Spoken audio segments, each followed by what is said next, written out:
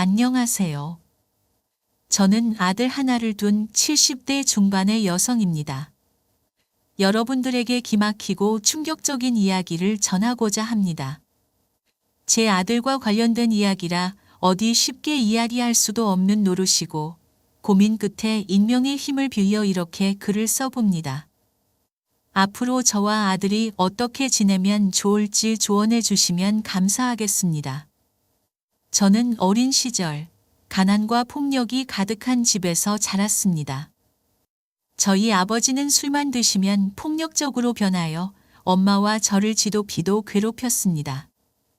집안 형편은 늘 어려웠고 엄마는 저와 동생들을 먹여 살리기 위해 여러 가지 일을 하셨습니다. 아버지가 술에 취해 집에서 난동을 부릴 때마다 저는 두려움에 떨었고 어릴 때부터 어른이 되면 아버지에게 빨리 벗어나고 싶은 마음뿐이었습니다. 그러던 중에 아는 지인의 소개로 젊은 나이에 한 남자를 만나게 되었습니다. 솔직히 소개받은 그 남자에게 호감도 없었고 외모도 제 마음에 들지 않았지만 그를 몇 번이고 만나게 되었습니다. 그는 집도 잘 살았고 제가 좋다고 쫓아다니며 결혼하고 싶다고 적극적으로 다가와 좋았습니다. 그의 집은 매우 부유했고 그가 저를 좋아하는 만큼 저를 행복하게 해줄 것이라는 생각에 마음이 흔들렸습니다. 저는 아버지가 싫어 하루빨리 도망치고 싶은 마음에 그 남자와 결혼을 생각하게 되었습니다. 이제 와서 생각해보면 도망치고 싶은 마음에 잘못된 선택을 한 셈이죠. 덜컥 만나던 남자와 결혼을 하겠다고 하자 저희 엄마는 제게 만난 지 얼마나 되었다고 결혼이니 그 사람 어떤 사람인지 더 만나보고 해도 늦지 않다고 하셨습니다. 하지만 저는 엄마에게 그 사람 집에 돈도 많고 무엇보다 날 많이 사랑하고 아껴줘.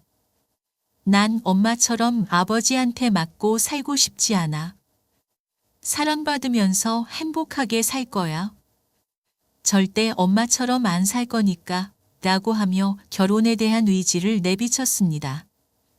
물론 전 그 사람을 사랑하지 않았어요. 하지만 제겐 사람은 중요하지 않았습니다. 그 당시에는 사랑이 없어도 수기로 결혼하고 살면서 부부의 연을 이어가는 게 이상하지 않았거든요. 비록 아버지가 시어 선택한 결혼이지만 경제적으로 여유 있고 저를 많이 사랑해주는 이 남자가 싫지는 않았습니다. 그렇게 저는 만난 지 2개월 만에 그 남자와 결혼을 하게 되었습니다. 돈이 많아서 그런지 여유로운 신혼생활을 누리며 아들도 하나 낳아서 행복하게 보냈습니다. 그러던 어느 날 시댁에서 하는 사업이 점차 어려워지면서 결국 사업을 정리하게 되었고 그 과정에서 잘못된 투자로 인해 많은 것을 잃게 되었습니다. 남편은 매일 술을 마시며 지냈습니다. 참 애석하게도 다른 엄마 팔자를 잡는다고 했던가요? 남편은 술만 마시면 아버지처럼 폭력적으로 변하여 손찌검을 하였고 아들에게도 손을 휘둘렀습니다. 나중에는 재수 없는 저를 만나 자신이 이렇게 된 거라며 보란듯이 불륜녀를 데려와 당당하게 이혼을 요구하더군요. 내가 어쩌다 너 같은 걸 만나서 재수 없는 걸 집에 들였으니 내 인생이 이렇게 망가진 거라고. 이제 너 꼴도 보기 싫으니까 내 인생에서 꺼져버려 라고 말하며 인생에 대한 원망을 저에게 쏟아 부었습니다. 남편의 저런 행동에 저도 여자로서 참 괴로웠습니다. 그래도 전 그런 못난 남편이라고 포기할 수 없었어요. 바로 소중한 우리 아들 때문이었습니다. 제 아들은 아빠 없는 자식으로 키우기 싫어 버티고 또 버텼어요. 결혼 전 엄마에게 난 엄마처럼 살지 않는다고 큰 소리 쳤는데 결국 저도 엄마와 같은 길을 걸어가고 있더군요. 저희 엄마도 그렇게 살기 싫으셨겠죠. 그럼에도 불구하고 그 모진 길을 걸으신 이유는 바로 저 때문이라는 것을 제 아들을 통해 알 수 있었습니다. 하지만 전 엄마처럼 오래 버티지 못했습니다. 나날이 심해지는 남편의 폭력과 폭언에 결국 이혼을 합의해 주었고 저를 닮아 꼴 보기 싫다는 아들과 같이 그 집에서 쫓겨나듯 나오게 되었습니다. 그 뒤로 저는 아들과 둘이서 함께 살게 되었습니다. 하지만 앞이 참 막막했죠. 여자 혼자 자식 키우는 게 쉽나요? 그렇지만 저만 보고 있는 아들을 위해서라도 힘든 일마다 하지 않고 닥치는 대로 일하며 키웠습니다. 이혼 후 저는 식당에서 설거지를 하거나 가사 도우미로 일하거나 물건을 나르는 등 고된 일들을 하며 생계를 유지했습니다. 아들이 사춘기에 접어들면서 질 나쁜 아이들과 어울리며 방황도 하였지만 저는 아들을 이해했습니다. 아빠 없이 자라게 해서 미안했고 돈을 벌어야 했기 때문에 아빠의 빈자리뿐 아니라 엄마의 빈자리도 많이 느꼈을 불쌍한 아들. 아들이 작은 사고를 칠 때마다 모두 다 제 잘못인 것 같아 가슴이 무너져 내렸습니다. 그래도 전 아들을 포기할 수 없어 눈물로 설득하며 노력하였고 제 마음이 통했던지 아들은 조금씩 친구들과 멀어지더니 고등학교 2학년 때부터 공부도 열심히 하더군요. 제가 사랑하는 아들, 엄마는 내가 잘 되길 바랄 뿐이야. 친구들보다는 내 미래를 생각하고 열심히 살아줘 라고 말할 때마다 아들은 제 진심을 느낀 것 같습니다. 서울은 아니지만 수도권 대학을 졸업하여 중소기업에 취직도 했습니다. 2년 가량을 열심히 다니더니 그곳에서 일하는 격리 아가씨와 결혼을 하고 싶다고 하더군요. 처음 우리 며느리가 인사 온 날이 아직도 생생합니다. 단정하게 차려입은 옷과 수수한 화장, 환하게 웃으며 인사하는 모습이 참 보기 좋았습니다. 어머니 처음 인사드립니다. 원우 씨 여자친구예요. 목소리도 어찌나 곱던지 저는 그런 며느리가 처음부터 참 마음에 들었습니다. 원우야, 어서 와요. 오느라 힘들었죠. 배고플 텐데 얼른 들어와서 식사해요. 함께 식사를 마치고 과일을 먹으며 이야기를 할 때 우리 아들이 왜 좋은지 물어봤어요. 그러자 며느리는 원우 어머니께서 홀로 원우 씨를 키우셨다고 들었어요. 원우 씨는 그런 어머니께 효도해야 한다며 참 성실하게 일하더라고요. 요즘 사람답지 않게 착하고 책임감 있는 모습이 좋았어요. 원우 씨의 가정사를 듣고 안쓰러워했던 적도 있었는데 그런 내색 없이 열심히 사는 모습이 멋지더라고요. 라고 웃으며 말하는데 주쳇맞게 며느리 앞에서 눈물을 보였습니다. 부모의 빈자리를 많이 느끼며 컸을 우리 아들에 대한 미안함과 또 그런 아들을 보듬어주는 며느리에게 고마워서요. 그렇게 전 얼굴만큼이나 고운 마음을 가진 며느리를 가족으로 받아들이기로 생각하였습니다. 결혼하기 며칠 전 아들을 불러 결혼 준비에 대해 이야기하던 중 아들에게 몇 가지 당부를 했습니다. 사실 아들이 어릴 때 이혼한 터라 아들은 왜 제가 남편과 이혼한 것인지 대략 알고 있었습니다. 좋은 일도 아니었기에 저도 말을 아꼈습니다. 하지만 이제 다 커서 결혼을 하니 아들에게 이야기하며 당부를 해주고 싶었습니다. 우리 아들이 이제 다 커서 결혼을 하는구나. 엄마는 우리 아들이 잘 커져서 너무나 고맙고 대견스러워. 그런데 아들, 그래도 엄마한테는 우리 아들이 늘 물가에 내놓은 가위 같아. 우리 아들을 믿지만 엄마가 좀 걱정이 돼서 결혼하거든 아내를 소중하게 대해 줘야 한다. 그래야 아내도 너를 존중해 줄 거고 화목하게 지낼 수 있을 거야. 엄마는 비록 아버지와 이혼을 했지만 우리 아들은 엄마처럼 이혼하지 말고 그저 행복하게 오순도순 잘 살았으면 좋겠어. 그래도 우리 아들은 술 먹고 행패를 부리는 아버지의 모습을 닮지 않아서 참 다행이야. 라고 이야기했습니다. 아들은 제게 엄마, 난 절대 아버지처럼 그러고 안 살 거야. 행복하게 잘 지낼 테니 걱정하지 마셔. 라고 이야기하며 제 당부를 잊지 않겠다고 하였습니다. 그는 어머니의 걱정을 덜어주려는 듯 길게 다짐의 말을 이어갔습니다. 엄마, 나는 꼭 행복한 가정을 꾸릴 거야. 아내와 함께 서로를 아끼고 존중하며 따뜻하고 안정된 가정을 만들 거야. 그리고 나중에 우리 아이들이 태어나면 그 아이들에게도 우리 가정의 소중함을 느끼게 해줄 거야. 엄마, 약속할게. 아들은 아버지와는 다른 삶을 살 거라며 호언장담하듯 제게 의젓한 모습을 보여줬습니다. 그렇게 결혼 준비를 마무리하며 아들과 며느리 조촐하게 결혼식을 올렸습니다. 없는 살림의 큰 돈은 아니지만 저는 그동안 따로 모아놓은 돈을 아들에게 건네며 신혼집에 보태 주었습니다. 아들은 혼자 사는 제가 걱정되었는지 가까운 거리에 신혼집을 얻었고 며느리와 자주 왕래하며 저를 챙겨주려 하였습니다. 무엇보다 우리 며느리가 제게 얼마나 살갑게 굴며 챙겨주는지 참 고맙더라고요. 결혼 준비할 당시 며느리는 어릴 적 부모님을 잃고 혼자 살아서 엄마의 정이 그리웠다고 하였습니다. 그래서 그런지 저를 엄마처럼 생각하는 듯 했어요.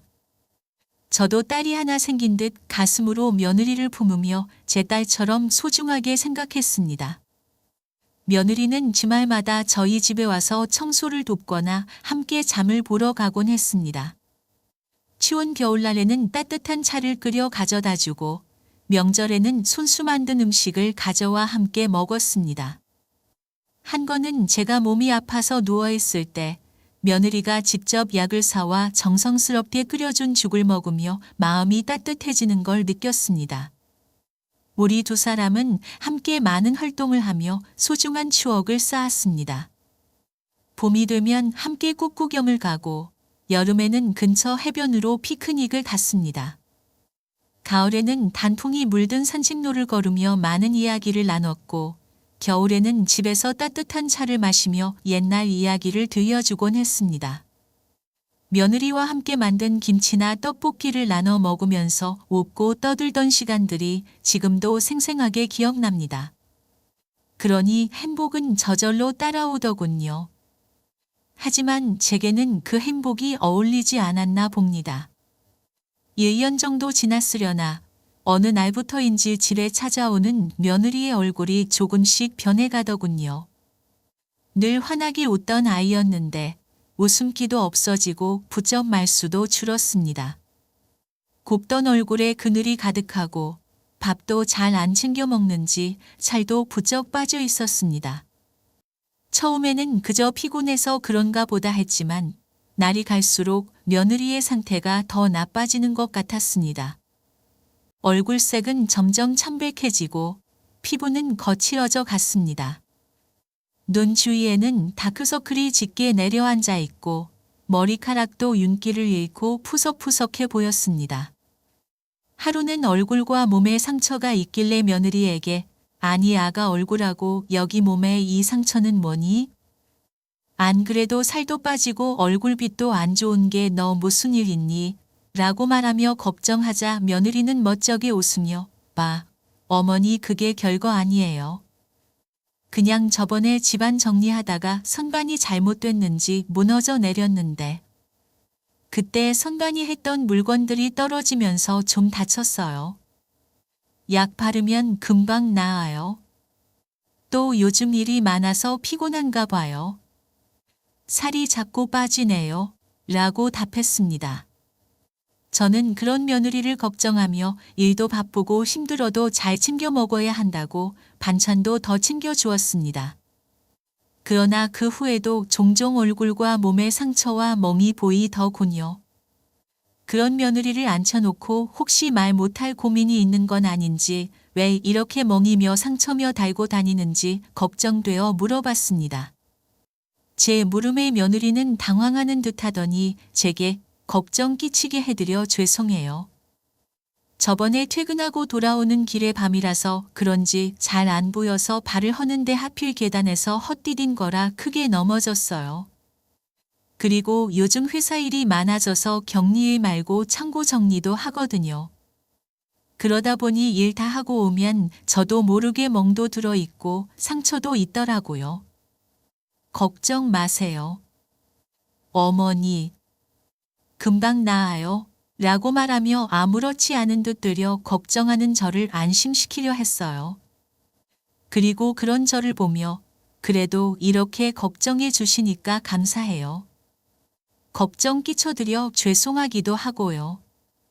저 정말 어머니를 제 친엄마처럼 생각하고 의지하는 거 아시죠?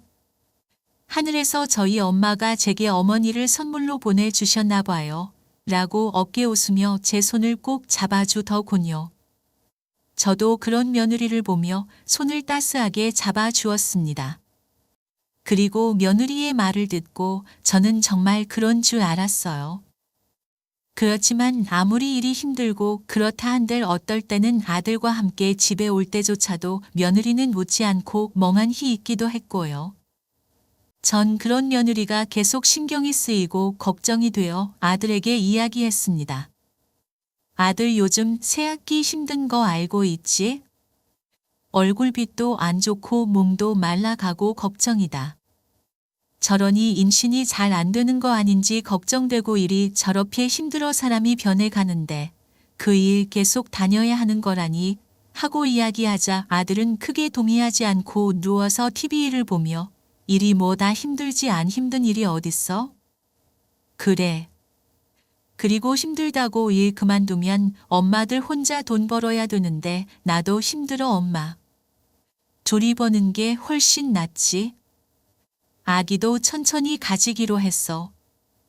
돈 좀 더 모으고 라고 하길래 저는 그런 아들을 더욱 멍하니 앉아있는 며느리를 보며 둘이 같이 벌면 돈이 더 빨리 모이고 좋지만 저러다 내 마누라 잡는 건 아닌지 싶다. 너도 힘들겠지만 당분간은 잘 챙겨줘라.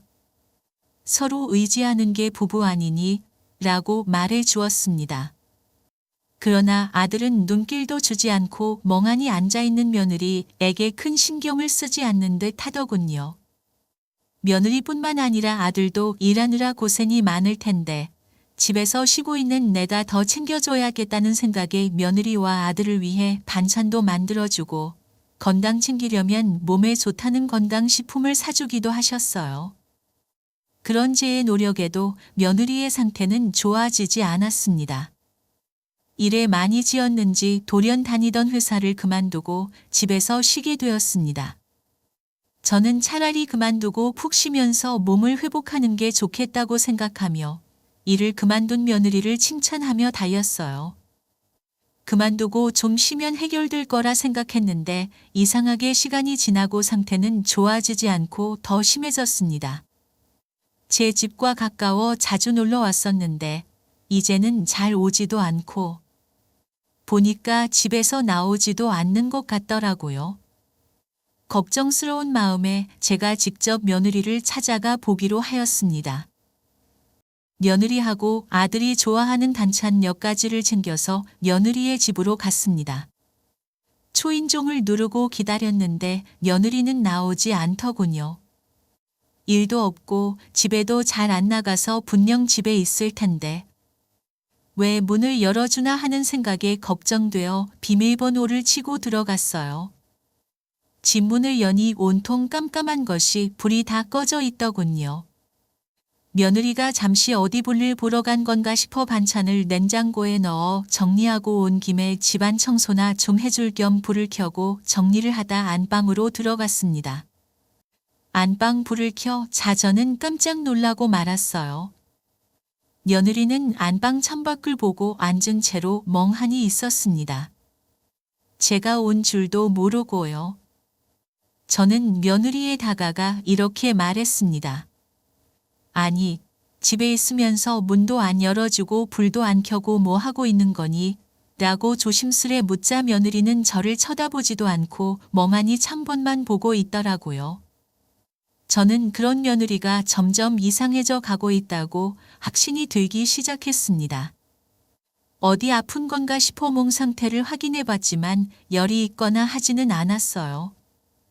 더 말을 하지 않는 며느리를 보며 아들과 진지하게 이야기를 해봐야 할 것 같아 퇴근하고 집에 올 아들을 기다렸습니다. 그러다 며느리는 저를 보며 어머니, 저 괜찮으니 이만 집에 가보세요. 그이 오늘 야근이라 늦게 와요. 라고 말을 하더군요. 저는 그런 며느리의 갑작스런 말에 그러니 이왕 온 김에 아들 얼굴 좀 보려고 가려고 했는데 알겠다. 내가 너 좋아하는 반찬도 가져왔으니까 밥 꼭 챙겨 먹고 어디 아프면 약도 잊지 말고 챙겨 먹어야 한다. 나중에 와서 청소도 좀 도와줄게. 그럼 쉬렴 하고 말하며 아들 집에서 나와야 했습니다. 이상하게 며느리가 처음으로 저를 불편해하고 빨리 갔으면 하는 눈치와 표정이었거든요. 안 그래도 힘들 텐데 제가 계속 있으면 편히 쉬지 못할 거라는 생각에 저는 며느리에게 저리하라고 집으로 돌아와야만 했습니다. 그때 제가 며느리를 위한 답시고 집에 돌아오지 않고 계속 옆에 있어 줬다면 저는 아마 며느리를 지킬 수 있었을까요? 그 뒤로도 걱정이 되어 종종 찾아가기도 하였지만 제가 집에 가볼 때면 늘 불이 꺼진 깜깜한 방 안에 혼자 멍하니 앉아 있거나 잠만 자면 끼니도 거를 때가 많았습니다. 저는 그저 얼마나 일이 힘들었으면 저럴까 싶고 한편으로는 무슨 일이 있는 건 아닐까 걱정스러웠습니다. 하지만 그때는 알지 못했습니다. 그것이 우울증이라는 것을요. 알았더라면 제가 며느리를 지킬 수 있었을 텐데 그러지 못한 제가 바보 같습니다. 저는 그냥 집안일을 더 신경 써주고 도와주면 나아질 거라고 생각했습니다. 아들에게도 며느리에 대해 의논해 보았지만 아들은 별거 아니라는 듯 일관했습니다. 나중에는 본인도 일에 지쳐 힘들다면서 그런 며느리를 외면하고자 했습니다. 가끔 며느리를 보는 저도 답답하고 걱정스러운데 매일 보는 아들은 오죽할까 싶어 제가 아들보다 더 신경을 쓰면 될 거로 생각했습니다. 그러나 이런 제 생각은 너무나도 순진한 것이었습니다. 왜냐하면 우울증에 깊게 빠진 며느리는 결국 집에서 혼자 극단적인 선택을 했으니까요. 그날도 여느 날과 다름없이 반찬을 챙겨주고 집안일을 도와주려고 아들 집에 들렀습니다. 불이 꺼진 방문을 여는 순간 저는 놀라 주저앉았습니다. 며느리는 침대에 누워 있었고 주변에는 약병이 흩어져 있었습니다. 저는 심장이 멎을 듯한 공포와 슬픔을 느끼며 다다다 며느리를 흔들어 깨웠지만 이미 차가운 몸으로 대답하지 않았습니다. 그 순간 저는 며느리가 얼마나 힘들었을지 얼마나 외로웠을지 생각하며 가슴이 찢어지는 듯한 고통을 느꼈습니다. 어쩌면 제가 더 많이 신경 쓰고 더 많이 이해하려 노력했다면 이런 비극을 막을 수 있었을지도 모릅니다. 그러나 이제 모든 것이 너무 늦었습니다. 밤바닥에 흩어져 있는 수많은 안락과 힘없이 쓰러져 있는 며느리의 모습을 보고 달리 이미 풀리고 많았으니까요. 서둘러 병원으로 옮겨봤지만 애석하게도 며느리는 결국 다시 눈을 뜨지 못했습니다. 그동안 무슨 그리 힘든 일이 많았는지 2번 다시 눈을 뜨고 싶지 않은 듯 참으로 평온하게 눈을 감고 자고 있었으니까요. 그렇게 허망하게 며느리를 보내며 저는 마음이 아주 힘들었습니다. 저도 그렇게 가슴이 아프고 괴로운데 우리 아들은 오죽할까 싶었어요. 그런데 제 생각과는 달리 아들은 돌리 덤덤하더군요. 슬퍼하기보다는 체념한 듯 보였어요. 전 슬픔을 토해 내지 못하는 그런 아들의 모습이 더 안쓰럽게 느껴졌습니다. 아들과 함께 며느리의 장례를 다 치르고 아들 집에 있는 며느리의 물건을 정리할 때 저는 생각했어요. 혹시라도 버티고 있는 아들이 힘겨울까 싶어 아들에게 제가 대신 며느리의 유품을 정리하겠다고 하였습니다. 너는 괜히 새 아기 물건 보면 더 힘들 테니 엄마가 대강 정리하마. 너는 엄마 집에 가서 좀 쉬고 있으면 될 것 같구나 라고 말하고 아들 집에 혼자 오게 되었습니다. 가장 먼저 무엇을 정리해야 할지 막막했지만 천천히 며느리의 물건을 살펴보았어요. 일만 하고 지내서 그런지 예쁜 옷 한 벌 제대로 된 화장품 하나 없이 초라한 모습들만 방 안을 감쌌습니다. 이 모습을 보니 아들 대신 제가 정리하는 것이 잘 됐다고 생각했어요. 이 모습을 아들이 본다면 아들은 수없이 자신을 원망할지도 모를 테니까요. 저는 가장 먼저 옷장 서랍에 있는 며느리의 옷을 하나씩 꺼내 정리했습니다. 옷가지들이 많이 없어서 금세 바닥을 보이더요. 그런데 맨 밑에 깔린 옷 사이로 무언가 보이더군요. 꺼내어 보니 다이어리 같았는데 뭔가 싶어 열어보니 며느리의 일기장이었습니다. 그날 그 다이어리를 보지 않았다면, 제가 유품을 정리하지 않았다면 지금 우리 아들과 전 달라졌을까요? 천천히 읽어내려간 며느리의 다이어리 속일기는 충격 그 자체였습니다. 그 얘기 속에는 우리 아들에 관한 이야기가 적혀 있었어요. 어느 날부터 조금씩 술을 마시고 들어온 아들은 며느리에게 소리를 지르며 물건을 부수고 던졌으며 수에서 깨면 미안하다고 무릎을 꿇어 사과를 했다고 합니다. 그러나 그것도 잠시, 다시 술을 마시고 들어오더니 전과 달리 더 폭력적인 모습을 보이게 되었고, 때로는 며느리를 밀쳐서 벽에 부딪히게 하거나 밥상을 엎어버리며 분노를 표출하기도 했습니다. 다음 날 정신이 들면 사과를 하며 그런 행동은 계속 반복되었다고요. 결국은 며느리에게 손찌검까지 하게 되었는데, 나중에는 너 말고 다른 여자가 좋다며 자주 다니던 술집 여자와 눈이 맞아 며느리 앞에서 당당히 내연녀를 보여주기도 했답니다. 하필 하늘도 무심하시지. 그때 우리 며느리는 임신 초기인 것을 알게 되었고, 자신의 아이에게 아버지 없는 슬픔을 주고 싶지 않아 아들에게 매달리며 가정을 지키려 노력을 하였더군요. 애절한 며느리의 마음을 몰라주고 아들은 되려 그런 며느리가 지겹다며 술을 먹고 손찌검까지 하며 난동을 부리다 그 바람에 며느리가 다치게 되었고, 초비 때 스트레스를 크게 받아 결국 아이까지 유산되고 말았습니다. 일기장 중간중간에도 아들은 술을 먹고 며느리에게 이혼을 요구하였고, 며느리가 이혼은 안 된다며 버티자 이혼 안 해주면 죽여버릴 거라며 며느리를 더 괴롭혔다 합니다. 그만큼 내연녀에게 푹 빠져 있었다고 적혀 있었습니다. 전 그 일기장을 보고 큰 충격에 빠져 한동안 멍하니 일기장을 보며 앉아 있었습니다. 그리고 시간이 지나면서 차츰 손이 덜덜 떨리고 소름이 돋았어요. 그동안 정말 내 아들이 며느리에게 이런 못된 짓을 한 것인지 믿기지 않았고, 지난 시간이 혼란스러웠습니다. 내 아들이지만 왜 난 아들이 이런 모습을 알지 못했을까?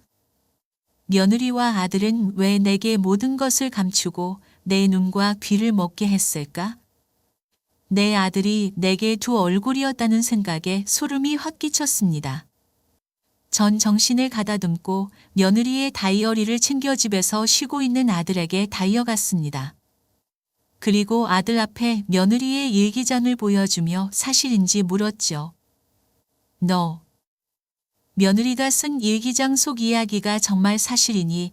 라고 물었고, 아들은 일기장을 넘겨보며 읽고 나더니 짜증 섞인 목소리로 낮게 아이씨 라고 울졸이더군요. 전 그런 아들의 태도를 통해 일기장 속 이야기가 사실이라는 것을 알게 되었고, 순간 아들에 대한 실망감이 분노가 섞여 처음으로 아들의 뺨을 때렸습니다. 너에게 이 모든 것을 숨기고 어떻게 이렇게 두 얼굴을 가질 수 있었니? 라며 목소리가 떨리는 가운데 아들에게 물었습니다. 내 가슴은 실망과 분노로 타오르고 있었습니다. 아들이 내게 보여준 태도와 행동은 나를 더욱 실망시키고, 내가 그토록 믿었던 아들이 이렇게 견해버린 사실에 가슴이 아팠습니다. 아들의 눈을 보며 어떻게 너는 그토록 나쁜 짓을 하고도 이렇게 뻔뻔할 수 있니? 라고 소리쳤습니다. 아들의 태도는 여전히 무심하고 냉담했으며 그것은 나를 더욱 깊은 실망감에 빠뜨렸습니다. 내가 어떻게 이런 짐승만도 못한 짓을 할 수가 있니? 착하기만 한 줄 알았던 내 아들이 어떻게 이럴 수가 있냐 말이야. 내가 내 아버지한테 어떤 대접을 받고 살았는데, 아버지 자식 아니할까봐 좋은 것도 아닌 것을 닮아서 이럴 수가 있냐 말이야. 난 그것도 모르고. 그 불쌍한 며느리를 그렇게 허망하게 가게 했잖니? 이 말은 제가 어쩌면 좋을까? 라고 말하며 주저앉아 목 놓아 울었습니다.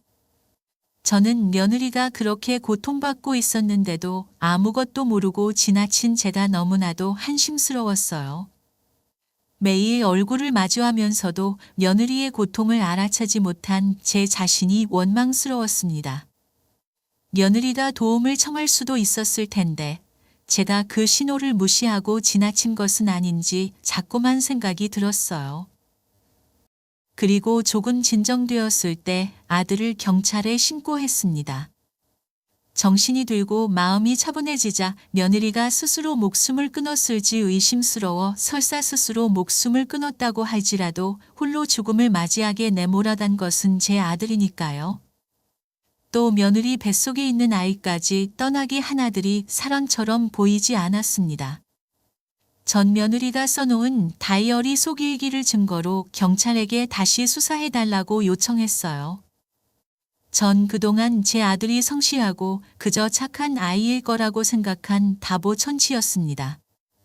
남편 복은 없어도 자식 복은 있다고 생각하며 잘 자라준 아들을 대견해 하였는데 그게 전부 거짓이었다니요.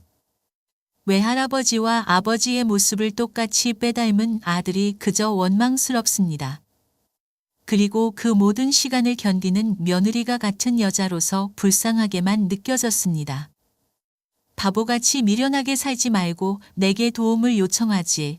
아니면 도망이라도 가서 더 나은 인생을 살았어야지. 그 모든 시간을 다 견디며 제게 내색조차 없었던 며느리가 많이 보고 싶었습니다. 어쩌면 그동안 며느리는 제게 여러 번의 도움을 요청한지도 모릅니다. 제가 그런 며느리를 외면한 거라 생각하니 스스로가 참 용서가 안 되는군요.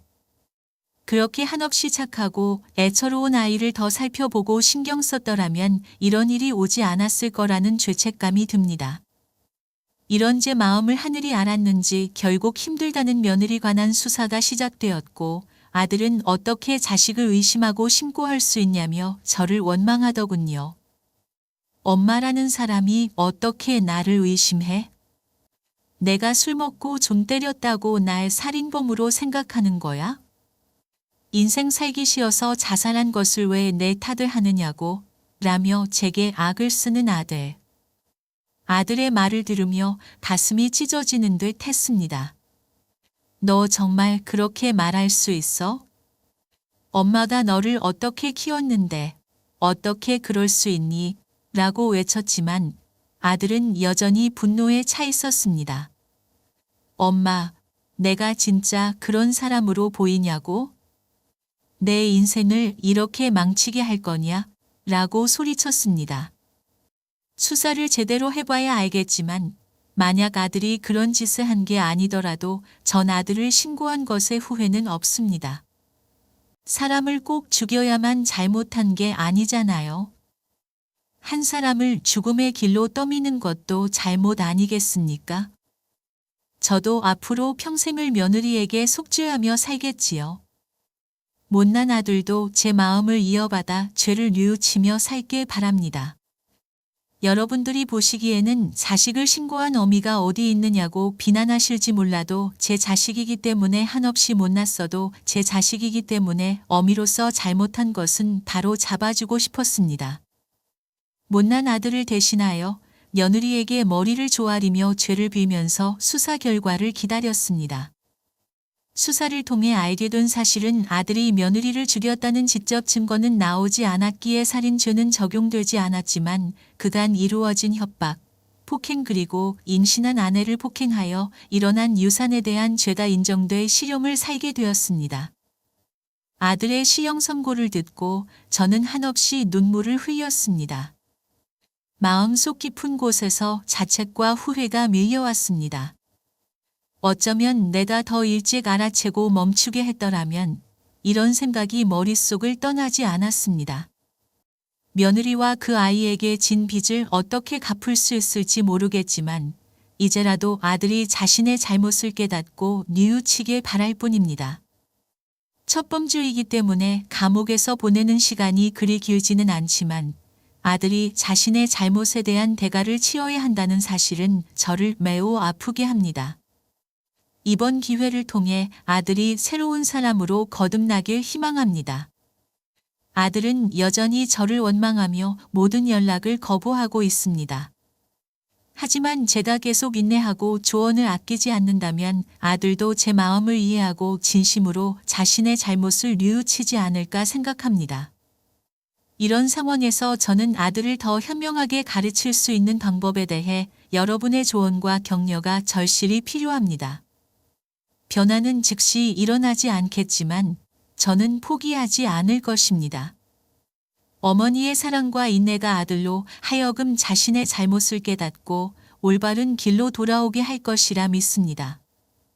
제 이야기를 들어주셔서 감사합니다. 이 길이 길고 험난하다는 것을 알고 있지만 여러분의 지원과 조언으로 인해 저는 아들을 도와 자신의 잘못을 바로잡고 다시 자신을 찾을 수 있는 충분한 힘을 얻을 수 있기를 희망합니다.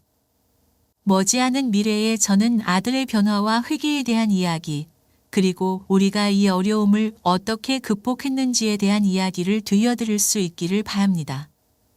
다시 한번 여러분의 관심과 경청에 진심으로 감사드립니다.